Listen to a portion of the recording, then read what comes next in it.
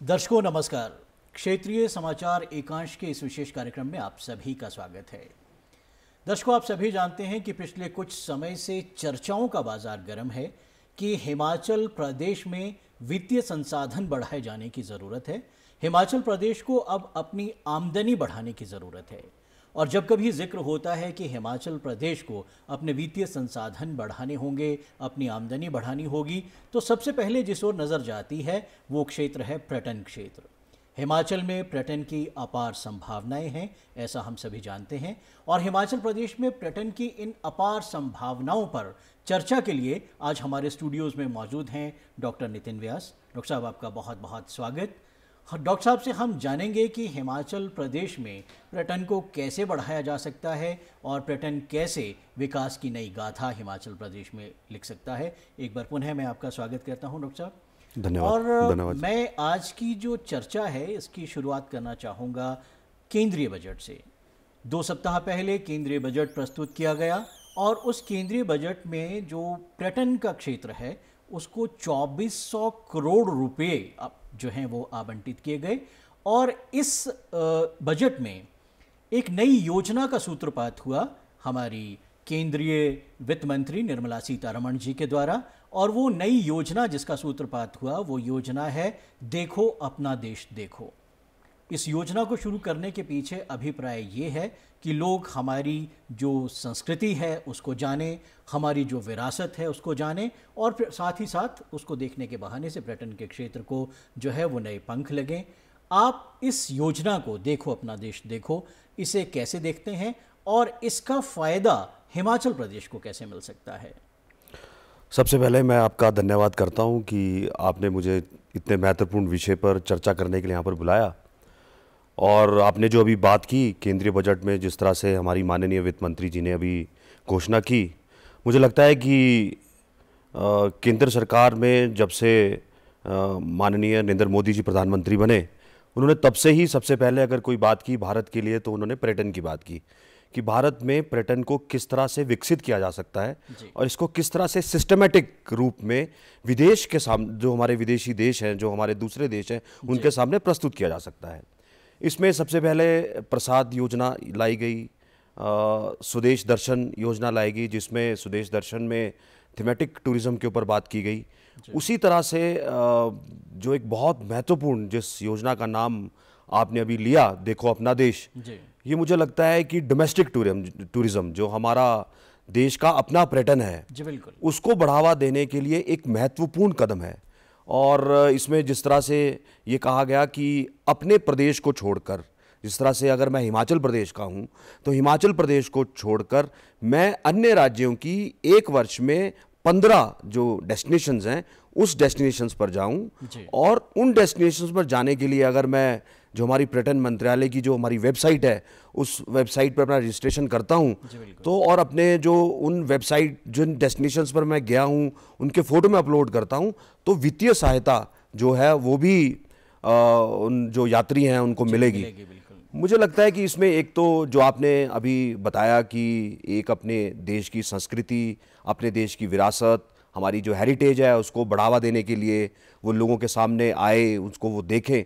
दूसरा मुझे इसमें एक चीज़ लगती है कि हमारे देश का एक बहुत बड़ा जो वर्ग है वो विदेशों में जाता है। बिल्कुल। और मैं अभी हम एक रिसर्च कर रहे थे तो जब हमने स्विट्ज़रलैंड का देखा तो वहाँ पर सबसे ज़्यादा अगर कोई लोग आते हैं तो वो गुजरात प्रदेश से आते हैं जी।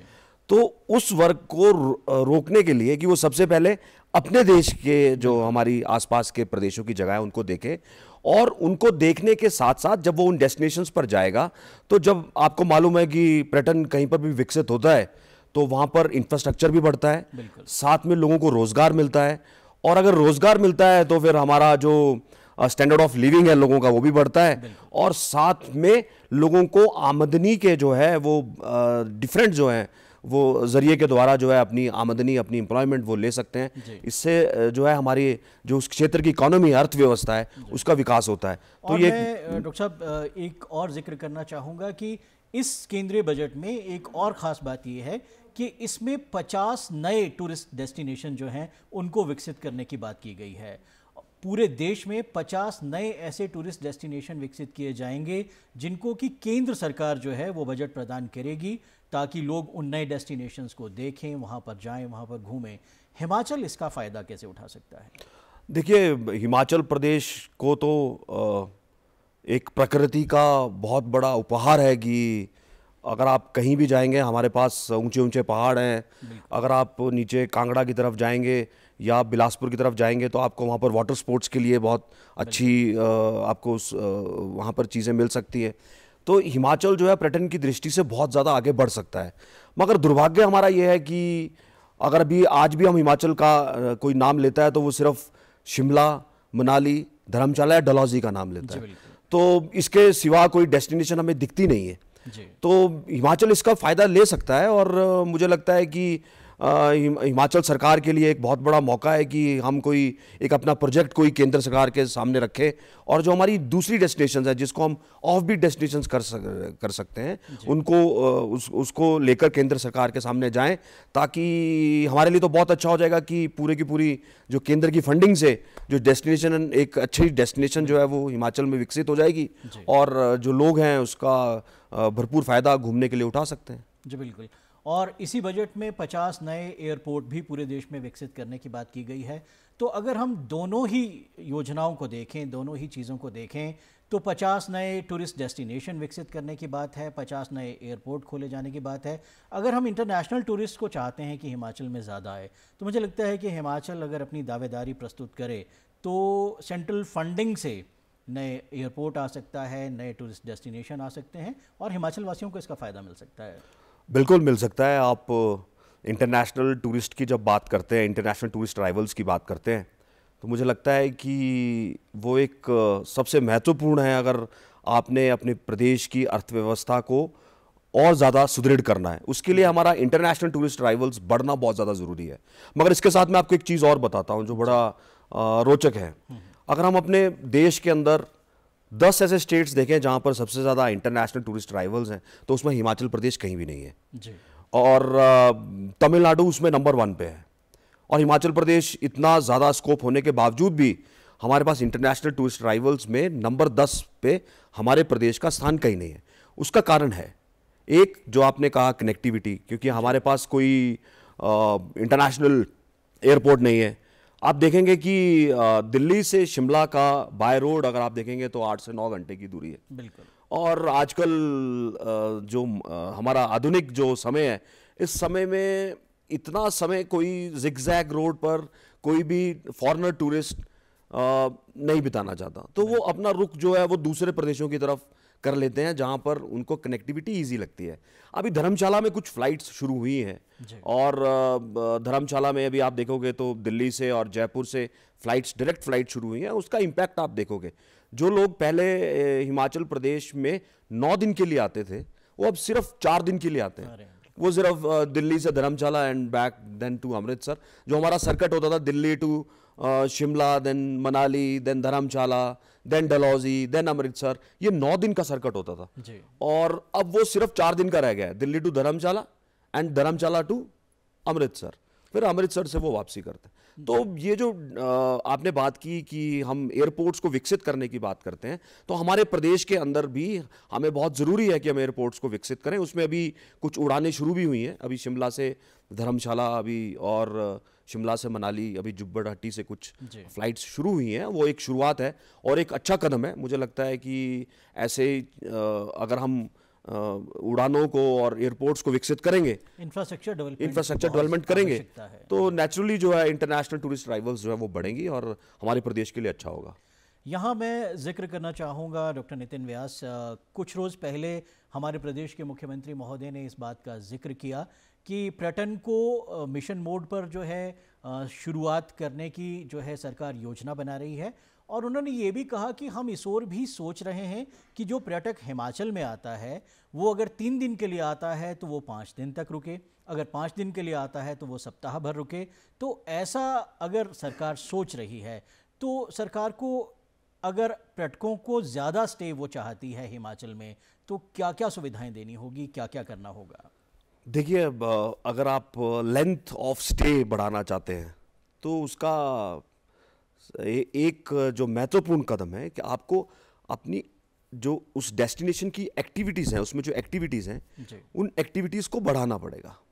वहाँ पर आपको उनको कुछ चीज़ों को प्रस्तुत करना पड़ेगा जहाँ पर वो अपना समय बिता सकें। तो ये बहुत ज़्यादा ज़रूरी है। नंबर सेकंड जो मुझे लगता है कि प्रदेश के अंदर, जैसे मुख्यमंत्री जी ने अभी स्टेटमेंट दिया कि वो पर्यटन का विकास करना चाहते हैं और पर्यटन जो है प्रदेश के लिए महत्वपूर्ण हो सकता है, उसके लिए बहुत ज़्यादा ज़रूरी है कि जो पर्यटन से जुड़े हुए लोग हैं, दे शुड बी स्किल्ड, उनका स्किल होना चाहिए। और जिस तरह से अभी 9वीं कक्षा से स्कूल्स में वोकेशनल के अंडर जो है टूरिज्म सब्जेक्ट को इंट्रोड्यूस किया गया है, कॉलेजेस में इंट्रोड्यूस किया गया है, मुझे लगता है कि अगर पर्यटन को बढ़ावा देना है प्रदेश के अंदर तो सबसे पहला कदम हमारा ये होना चाहिए कि जो टूरिज्म सब्जेक्ट है वो 5वीं या 6ठी क्लास से इंट्रोड्यूस करना चाहिए, ताकि प्रदेश का हर व्यक्ति जो है वो पर्यटन से पूरी तरह से वाकिफ हो जाए, पर्यटन को पूरी तरह से समझे। और जो हमारे लोग बाहर से आ रहे हैं उनकी भी सुविधाएं किस तरह से हम दे सकते हैं, उनको किस तरह से हम होस्ट कर सकते हैं और अपने प्रदेश की इमेज को कैसे बढ़ा सकते हैं, तब मुझे लगता है कि हमारा जो सपना है वो साकार हो सकता है। जी बिल्कुल सही और इशारा किया आपने। लेकिन मैं साथ ही साथ जब मैं मुख्यमंत्री जी का जिक्र कर रहा था तो मुझे याद आया कि मुख्यमंत्री महोदय अभी गोवा राज्य गए हुए थे और गोवा राज्य में उन्होंने गोवा के मुख्यमंत्री महोदय से मिलकर, वहाँ की सरकार के लोगों से मिलकर और पर्यटन जो वहाँ पर विभाग है उनसे मिलकर एक समझौता हुआ है दोनों राज्यों के बीच में कि हिमाचल और गोवा दोनों मिलकर जो इंटरनेशनल टूरिस्ट हैं उनको, क्योंकि गोवा बहुत ज़्यादा जाते हैं अंतर्राष्ट्रीय स्तर के जो पर्यटक हैं, वो गोवा से हिमाचल का रुख करें, यानी समंदर से जो है पहाड़ की ओर। तो ये एक अच्छी पहल है और शायद इस तरह की और पहल करने की ज़रूरत है हिमाचल सरकार को। देखिए बहुत ज़रूरी है और मैं इस पहल का स्वागत करता हूँ। और टूरिज़्म पर्यटन से जुड़े हुए एक विशेषज्ञ के नाते और एक एकेडमिशियन के नाते, क्योंकि मुझे लगता है कि जब तक हमारा स्टेट्स का आपस में एक दूसरे के साथ कोऑर्डिनेशन नहीं होगा, हम एक दूसरे के साथ मिलकर काम नहीं करेंगे, तो मुझे लगता है कि हम पर्यटन में अच्छा नहीं कर पाएंगे।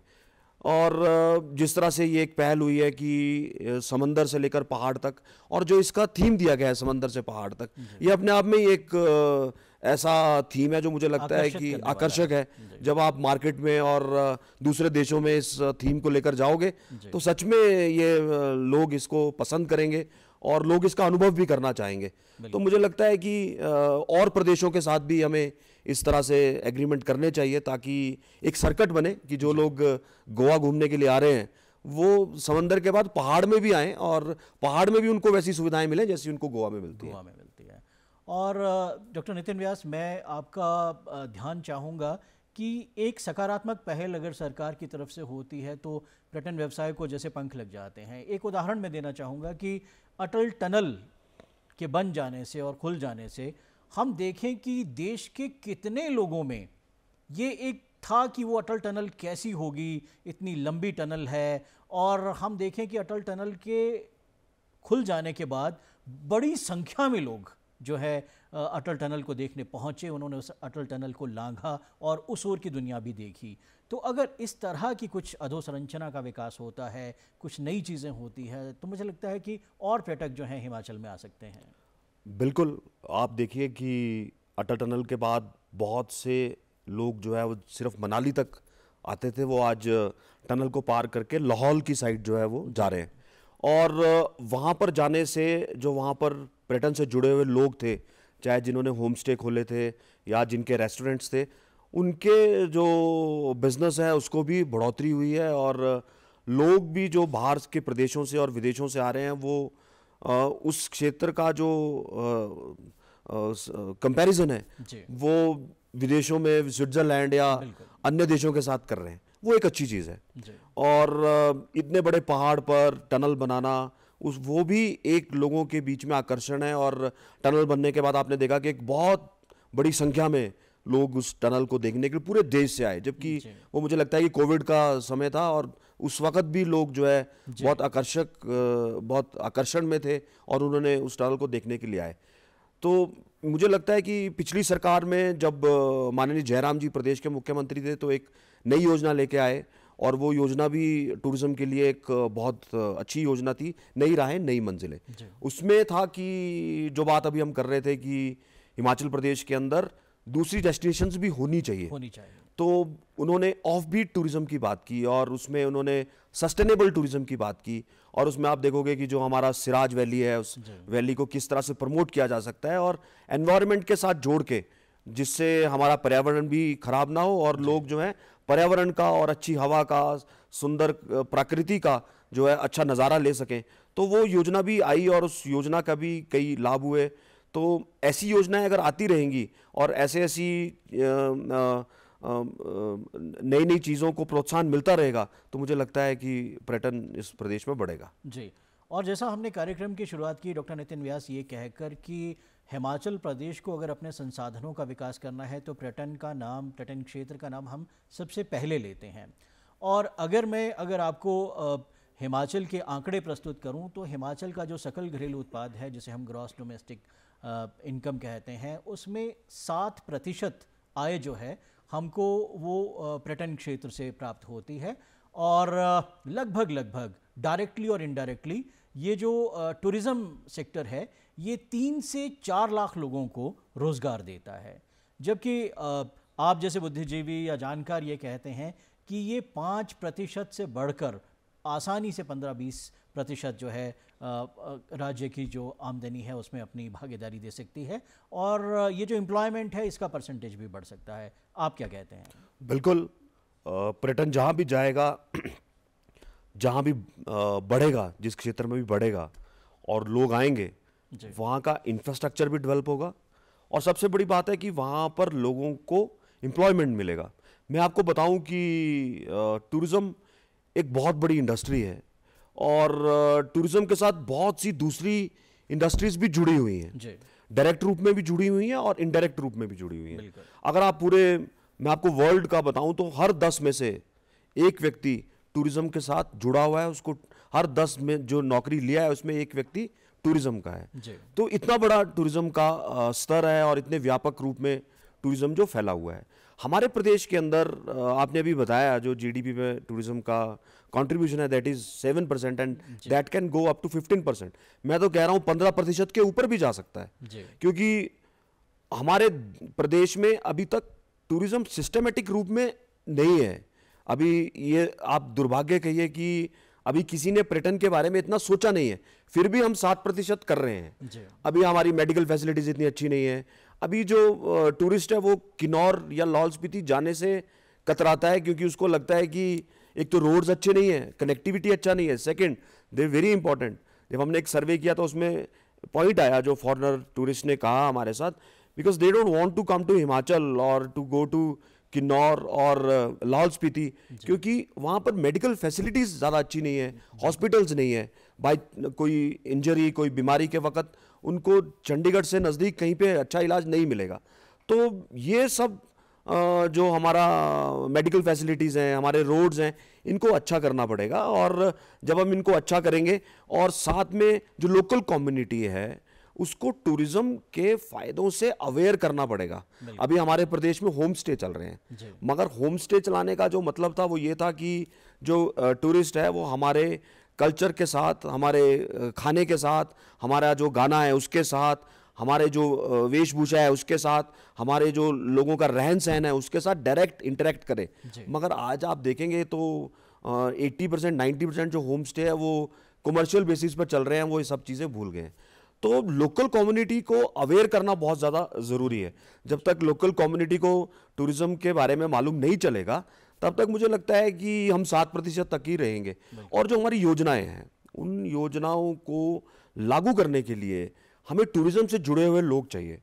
जो हमारे एडवाइजरी बोर्ड्स हैं उन बोर्ड्स में पॉलिटिशियंस तो हैं, और मैं पॉलिटिशियंस का विरोध भी नहीं करता क्योंकि वो उनको लोगों ने चुना है इस प्रदेश को चलाने के लिए, तो वो उसका प्रतिनिधित्व करें। मगर उसके साथ साथ कुछ लोग जो टूरिज़्म को के लिए काम कर रहे हैं, जो अपने कुछ बिजनेस चला रहे हैं, और जो कुछ लोग जो एकेडमिशियंस हैं जो टूरिज़्म के बीच से जुड़े हुए हैं, उन लोगों को भी जोड़ के टूरिज़्म के एडवाइजरी बोर्ड में डालना चाहिए ताकि धरातल में उन योजनाओं को किस तरह से लाया जा सके तो प्रैक्टिकलिटी उसमें आए। जी, जी। और डॉक्टर नितिन व्यास, ये भी कहा जाता है कि जो टूरिज्म सेक्टर है उसके किसी भी राज्य या किसी भी देश में मल्टीप्लाइंग इफेक्ट्स होते हैं। यानी एक पर्यटक जब किसी जगह पर घूमने जाता है 5-7 दिन के लिए, तो वो वहाँ पर जाकर जिस होटल में ठहरता है वहाँ पर कारोबार देता है, वो जहाँ घुड़सवारी करता है उस घोड़ा पालने वाले को रोज़गार देता है, फ़ोटो खिंचवाता है तो उस फोटोग्राफ़र को रोज़गार देता है, वो कहीं पे हिमाचली शॉल ख़रीदता है, कहीं टोपी ख़रीदता है, कहीं पर चाय पीता है, कहीं पर भुट्टा खाता है, तो बहुत सारे लोगों को रोज़गार मिलता है इस ज़रिए। तो आप क्या समझते हैं कि अगर इन सब बातों का बारीकी से हम ध्यान रखें तो बहुत सारे लोगों को जो है अपने घर द्वार पर रोज़गार मिल सकता है? क्या कहना चाहेंगे आप? बिल्कुल सही है। टूरिज़्म जो है, अभी हमने बात की कि 10 में से जो एक व्यक्ति है वो डायरेक्ट रूप में टूरिज्म से जुड़ा हुआ है, यानी उसको नौकरी करता है। बिल्कुल। मगर इनडायरेक्ट रूप में तो असंख्य लोग जुड़े हुए हैं जी। अभी कोविड में आपने देखा कि जब कोविड आया और टूरिज्म बिल्कुल बंद हो गया तो लोगों का मूवमेंट बंद हो गया। और तो आपने देखा होगा कि एक दूध बेचने वाला भी जो होटल में दूध को सप्लाई करता है उसको भी उसका इफेक्ट हुआ। घोड़े वाले को तो इफेक्ट हुआ ही, मगर दूध वाले को भी इफेक्ट हुआ। जो सब्जी अपने खेतों में उगाता है और होटल्स में सप्लाई करता है और रेस्टोरेंट्स में सप्लाई करता है, उसको भी उसका नुकसान हुआ, क्योंकि जो चीज़ों का सेवन करने वाले लोग थे वो बिल्कुल समाप्त हो गए। हाँ, वो टैक्सी चलाने वाले थे, वो ट्रैवल एजेंसी चलाने वाले थे। और शायद टूरिज्म सेक्टर सबसे ज़्यादा अफेक्ट हुआ है इस कोविड के दौरान, क्योंकि इसका बहुत सारे सेक्टर्स के साथ इंटरलिंकेजेस हैं। जी डॉक्टर नितिन व्यास, साथ ही साथ में एक बात मेरे जहन में और आ रही है, मैं ये पूछना चाहूँगा कि दुनिया के बहुत सारे ऐसे देश हैं जो केवल और केवल क्योंकि प्रकृति ने उनको वो सुंदरता प्रदान की है, प्रकृति ने उनको पहाड़ दिए हैं या समंदर दिए हैं, या प्रकृति ने उनको और कुछ इस तरह की सुंदरता प्रदान की है कि वो केवल और केवल टूरिज़्म के दम पर ही अपनी पूरी अर्थव्यवस्था को चला रहे हैं। हिमाचल भी कहीं कमतर नहीं है, हिमाचल में भी प्राकृतिक सुंदरता बहुत ज़्यादा है। क्या हम उन देशों से इंस्पायर होकर अपनी इकॉनमी को जो है आगे बढ़ा सकते हैं? बिल्कुल।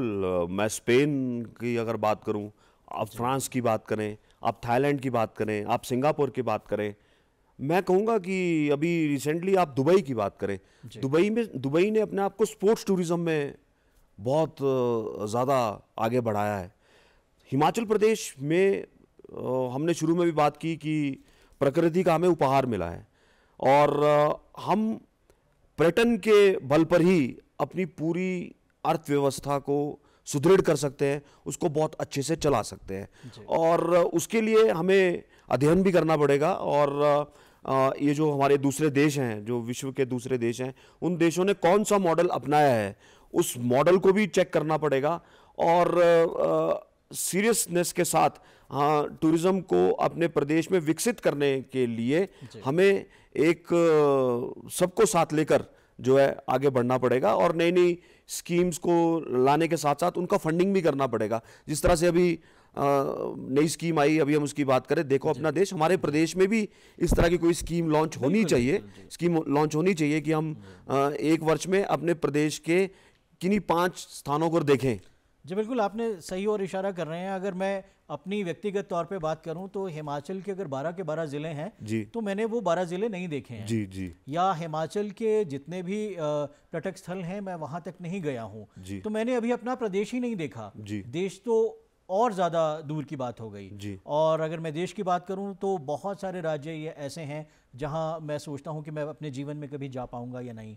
तो बहुत ज़रूरी है, देखो अपना देश देखो, योजना की तर्ज पर हिमाचल में भी कोई ऐसी योजना हो कि सबसे पहले हम अपने प्रदेश को तो देखें। मैं आपको बात बताऊं कि हमारे हर गांव की एक कहानी है, हमारी संस्कृति में बहुत सारी कहानियां हैं।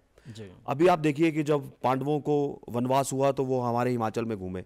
अभी हमने विश्वविद्यालय की तरफ से एक प्रोजेक्ट किया जिसमें हमने हिमाचल प्रदेश सरकार को बताया कि यहाँ पर एक हम पांडव सर्किट करके जो है नया सर्किट ला सकते हैं। जिस जिस जगह पर पांडव गए कंडा घाट में, करसोग में, पांडवों की बहुत सी कहानियां मिलती हैं। कांगड़ा में, आप कुल्लू जिला में जाओगे तो वहाँ पर आपको मंदिर मिलते हैं और पांडवों से जुड़ी हुई बहुत सी कहानियां मिलती हैं। तो उसको जोड़कर और जहाँ जहाँ पर गए वहाँ पर हम रेस्ट हाउस बनाकर, छोटे छोटे होम स्टे बनाकर उन डेस्टिनेशन को डेवलप कर सकते हैं और उनको मार्केट कर सकते हैं विदेशों के अंदर। तो मुझे लगता है कि रिलीजियस टूरिज्म के साथ वो जुड़ सकता है और बहुत से लोग उन कथाओं के साथ, उन लोक कथाओं के साथ उनको अनुभव करने के लिए, उन जगह पर उनको देखने के लिए आ सकते हैं। इसलिए नई नई खोज होनी चाहिए, उन कहानियों को संजो कर रखना चाहिए। हमारे प्रदेश में तो जो, अगर आप कुल्लू मनाली की बात करें, आप शिमला जिला की बात करें, तो हर गांव में हमारी देव संस्कृति है और उस संस्कृति को जब हम लोग देखते हैं तो हमें ही बड़ा आश्चर्य होता है और हमें लगता है कि ये मतलब एक बहुत बड़ा एक आकर्षण का और एक जानने का कुछ जो है एक वो हो सकता है। तो लोग उसको जानेंगे, उसको देखेंगे। सिर्फ इतना है कि हम इसको प्रस्तुत करें, अच्छे से प्रस्तुत करें, जिससे हमारी जो मान्यताएं हैं वो भी समाप्त ना हो, उनके भी ऊपर भी कोई ठेस ना लगे, और लोगों को भी जो हमारी विरासत है, हमारी संस्कृति है, जो हमारा कल्चर है, जिस तरह से हम अपने त्योहार, अपने मेले, उनका आयोजन करते हैं, उनको मनाते हैं, वो भी लोगों के सामने जाए।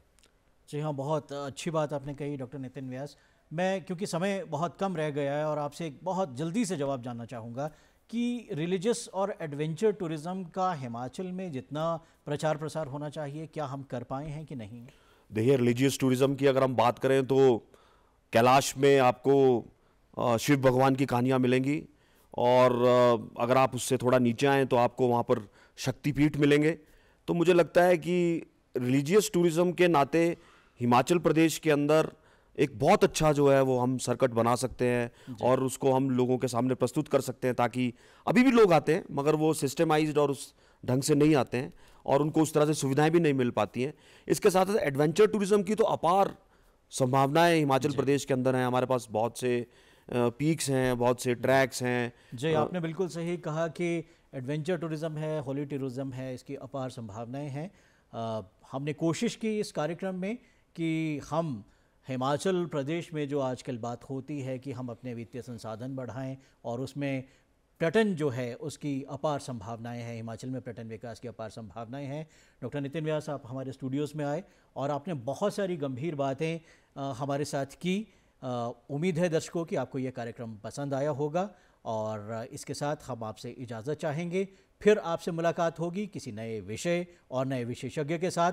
बहरहाल आपका बहुत बहुत धन्यवाद डॉक्टर नितिन व्यास, आपका बहुत बहुत धन्यवाद। नमस्ते।